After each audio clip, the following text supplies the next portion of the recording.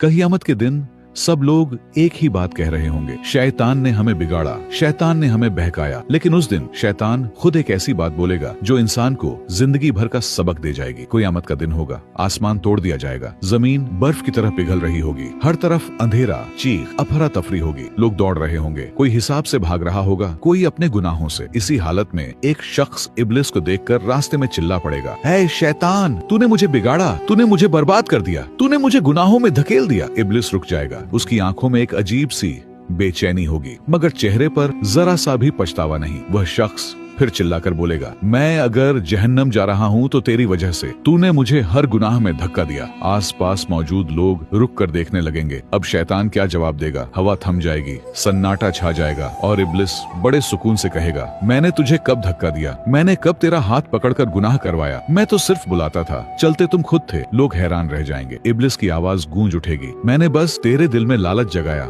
लालच की तरफ तू खुद गया, मैंने बस बुराई का रास्ता दिखाया, उस रास्ते पर तू खुद चला। फिर वह जमीन की तरफ इशारा करके बोलेगा, मैंने कब कहा कि मेरी बात अल्लाह की बात से ज्यादा सुन? उस शख्स का चेहरा सफेद पड़ जाएगा, उसकी रूह कांप उठेगी। तब शैतान गरज कर बोलेगा, जब अल्लाह ने मना किया बुराई की तरफ मत जाओ और मैंने बुलाया, फिर भी तुमने मुझे चुना, तो अब मुझे क्यों दोष देते हो? सन्नाटा और गहरा हो जाएगा, लोग एक दूसरे को देखने लगेंगे। इब्लिस अपना आखिरी तीर चलाएगा, मैंने तुम्हारा हिसाब नहीं लिखा, मैंने तुम्हारे पैर नहीं चलाए, मैंने तुम्हारे हाथ से कोई गुनाह नहीं करवाया, गुनाह तुमने खुद किया अपनी नफ्स की वजह से, इरादा तुम्हारा था। वह शख्स घुटनों पर गिर जाएगा, उसका चेहरा शर्म और डर से भर जाएगा। इब्लिस हल्की सी मुस्कुराहट के साथ कहेगा, अल्लाह ने तुम्हें अकल दी थी, इल्म दिया था ताकि तुम गुनाहों से बचो। क्या तुमने नहीं सुना था कि मैंने अल्लाह से कहा था, मैं तेरे सच्चे और नेक बंदों को नहीं बहका सकूंगा? तो अगर तुम बहक गए तो सोच लो तुम किस रास्ते पर थे। और फिर एक सख्त सच्चाई सब पर खुल जाएगी, जिम्मेदारी हमेशा अपने अमाल की होती है। क़यामत के दिन न शैतान किसी का बोझ उठाएगा,